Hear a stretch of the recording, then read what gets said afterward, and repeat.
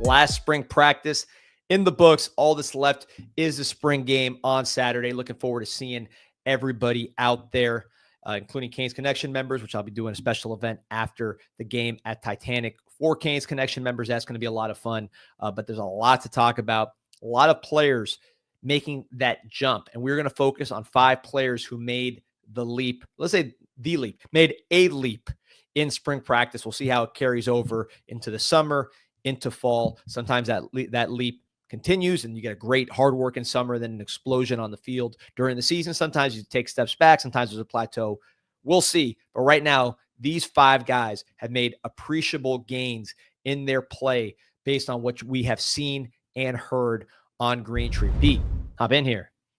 How you doing, D? Doing great, man. I'm going to miss spring practice. It's always a lot of fun.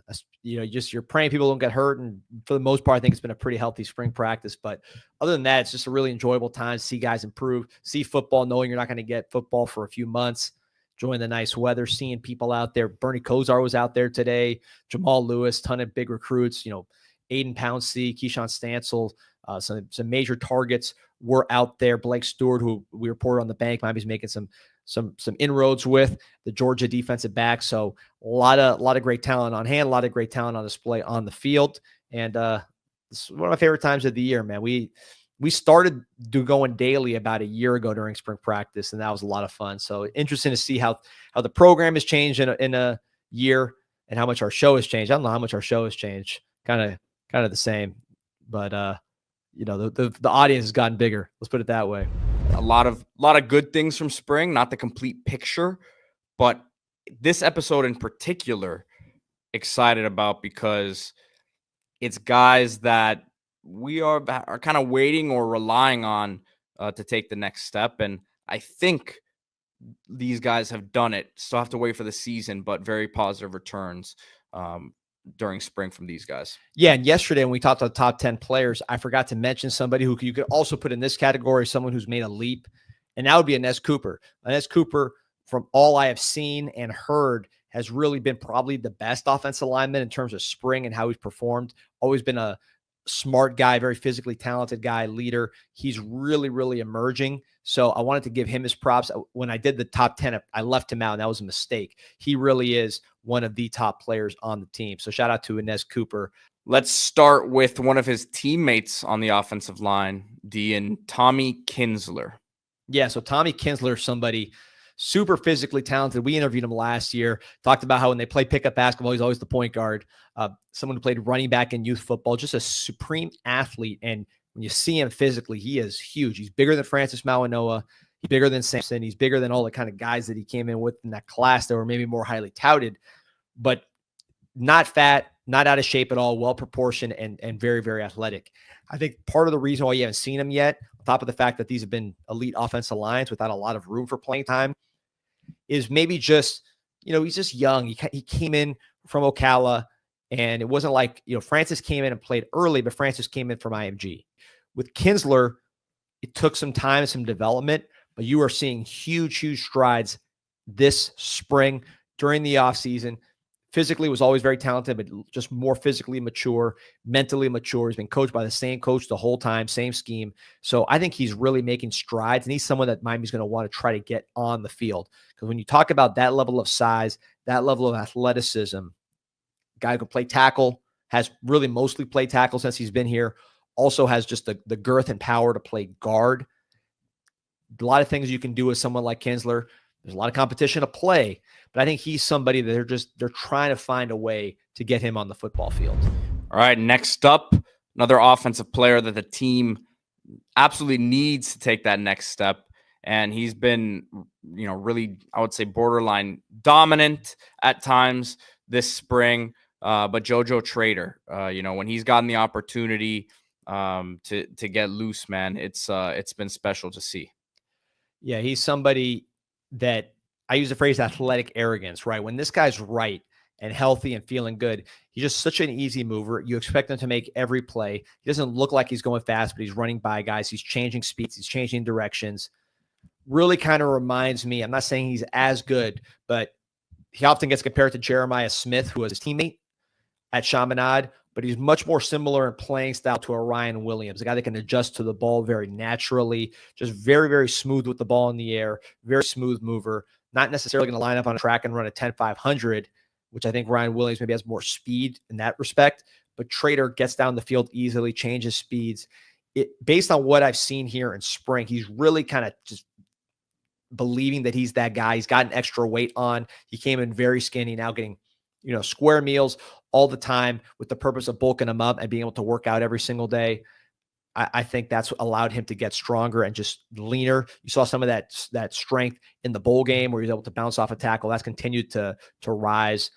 And he's just, again, a very fluid, athletic, talented player. You saw him catch a long touchdown, do a front flip in the end zone in practice. He does that kind of stuff now because he's feeling good about himself. A little banged up. Nothing's going to hurt him in terms of playing in the season or in the summer or anything like that.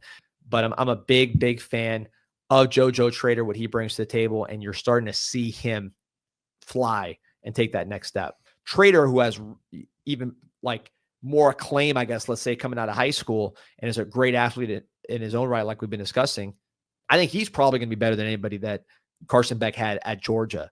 And really, I was just thinking about 2000. People say, well, we need 2023 Carson Beck. I think if you took 2024 Carson Beck and put him on last year's team, he wouldn't have been as good as Cam Ward, but I think he would have been better than pretty much everybody else. And the challenge is now replacing that wide receiver core with 4 receivers that are going to go on to the NFL one day. I think Trader and CJ Daniels, 2 steps in that direction. Trader with the ability to be that first round, second, third round type pick. Flipping over to the other side of the ball, we'll start with defensive tackle Justin Scott, which I think right off the bat when we got to the early practices, his weight gain was evident. That was needed last year, and we saw some flashes. We saw the athleticism jump off some of the reps that he had, but to sustain that and to get, stack these good reps on top of each other over the course of the game, course of the season is tough as a true freshman coming in, a guy who really was a basketball player as well. So he didn't ever have a full season and off season dedicated towards the weight room and getting his body right for football. He's had that now, and I think it's made the world of difference for him. No question about it. 5-star defensive tackles, we know a few things about them, which is, number one, if they're mentally there and they're not just complete, just underachievers, they usually pan out and turn into really good players. That's your Chris Joneses of the world. Your what's the guy from Tennessee who also went to Mississippi State? Jeffrey Simmons. It's very easy to evaluate 5-star defensive tackles because they just look different. They move different. Justin Scott, with his size, playing running back in high school, there's not that many of those guys. So the talent level is usually pretty easy to spot. And if they have good character, which Justin Scott, from all accounts, exceptional character, if they just like football, the bare minimum, they usually end up being really, really good players. The other thing we know about defensive tackles is it usually takes a second, right? It's a man's position. So even if you're a 5-star, probably your second, third year is when you really start seeing the jump. And I think we're seeing that with Justin Scott. Remember, he was a guy that did not play spring because his school didn't allow early graduation. He played basketball, so he was a little light when he got here just because he was running around playing basketball, showing his athleticism, but not, gaining weight. So now, full year, eating a ton, working out a ton, strong, playing in a defense that I think is simple and suited to his talents. He is really coming on and showing that ability to be a difference-making type of player. Absolutely a starter. Absolutely someone's going to be a key cog in this defense, but I think even more so, he is showing flashes of potentially being a difference-making player. So another guy on that defensive line from the same class. Seems like he's taking the next step, and we've talked about him a good amount, Maris Lightfoot. Same class, same city, same ranking, right? 5-star player out of Chicago, just like Justin Scott. Lightfoot, different type of player. He's a defensive end, really more of a edge, like an outside linebacker, just a pass rush specialist. I've heard people talking about him being potentially like a linebacker. Like, he's never going to be like a middle linebacking kind of player or weak side linebacker. He could be a stand-up rusher, but his thing is rushing the passer, and he is becoming very, very good at it, up to 230.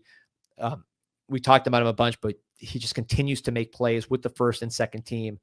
Very aggressive, very twitchy, very explosive as that boundary defensive end. Remember, in this system, if you're just looking which hash we line up on, if We are lining up on the hash that is closer to the sideline. That'll be your boundary defensive end lining up in that space. That's actually, it's a more compressed space. That's actually going to be your faster defensive end in this system, which would be a Lightfoot, for example. Your field defensive end, meaning the hash you're lining up on, there's more space to the other side. That's going to be your bigger guy, your longer guy, which makes sense because you need to hold that spot, hold that edge, and cover more ground if you're running in that direction. So that's just something to keep an eye on when you talk about the defensive end positions. But Lightfoot, man, 5-star. Justin Scott, 5-star. Armando Blunt, 5-star. Hayden Lowe, 5-star. I expect all 4 of those 5-star players to play a big role, and that's what you need when you're trying to compete for championships. 5-star defensive linemen all over the place. You saw that with Ohio State, quite a few 5-star defensive linemen making plays. Jack Sawyer, remember him? I believe he was a 5-star player. JTT on the other side, another 5-star player. That's typically how you win championships at the college football level. It's going to be 5-star stud defensive linemen, and then also powerful physical running games that can dictate the pace of the game. Ray Joseph. So this is one I know we got a lot of questions on. We've had him on the show, an incredible young man, great guest, just a lot of energy, super smart.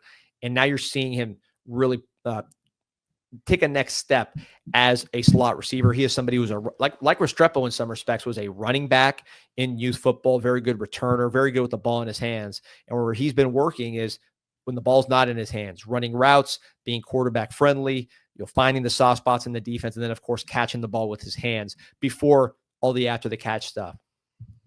I don't know if he had extra weight or if it was just that number weighing him down that he wore on punt returns, but now that he's at that number 5, he just looks sleeker, more explosive. I think he has actually lost weight. It's not just a perception thing, but certainly looks faster, certainly looks more explosive, and he's making plays consistently, as is Malachi Toney, the freshman we talked about a ton right behind him in the slot. That competition is very, very good. It's a healthy competition. Both those guys are making a lot of plays. Of course, Restrepo, big shoes to fill. But I think if you're comparing Ray Joseph in spring to Ray Joseph maybe last August and what we saw during the season, I think major improvement for Ray. He's focused. He's developing. He is now entering his 3rd year, right?